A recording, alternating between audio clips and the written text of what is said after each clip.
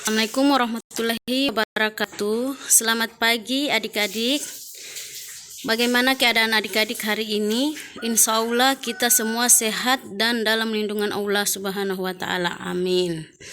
Pagi ini kita akan belajar mata pelajaran IPA semester genap, yaitu bab 1, Sistem Organisasi Kehidupan Makhluk Hidup.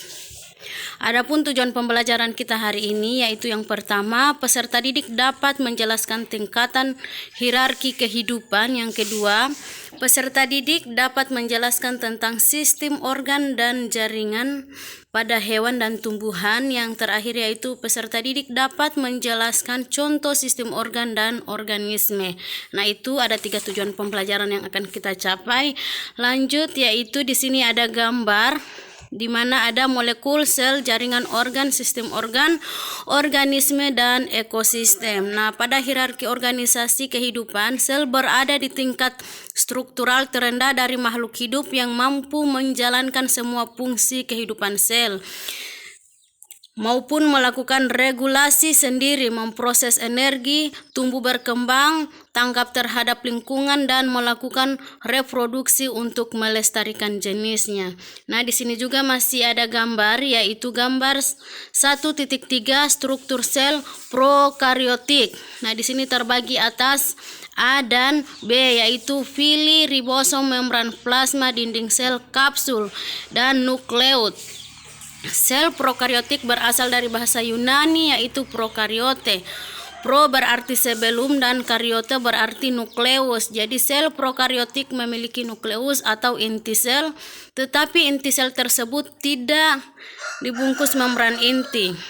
Nah, lanjut lagi, di sini ada jaringan pada hewan dan tumbuhan. Setiap sel memiliki ukuran yang bervariasi yang mencerminkan fungsi dari sel tersebut. Pada organisme bersel satu, semua fungsi kehidupan dilakukan oleh sel itu sendiri. Namun pada organisme bersel banyak, seringkali sel tidak bekerja sendiri. Setiap sel bergabung pada sel lainnya.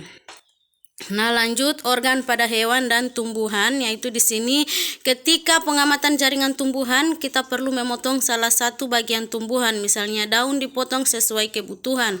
Kemudian diamati di bawah mikroskop untuk mengetahui jaringan dari daun tersebut. Di dalam daun memiliki banyak jaringan. Kumpulan dari banyak jaringan yang berbeda akan membentuk kesatuan untuk melakukan fungsi tertentu yang disebut dengan organ.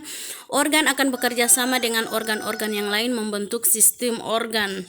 Nah, lanjut dengan sistem organ dan organisme. Di dalam tubuh makhluk hidup terdapat beberapa sistem organ. Pada makhluk hidup multiseluler seperti manusia, antar sistem organ saling bekerja sama untuk menjalankan fungsinya. Sistem organ tersebut kemudian membentuk organisme, yaitu satu jenis makhluk hidup atau individu, yaitu manusia.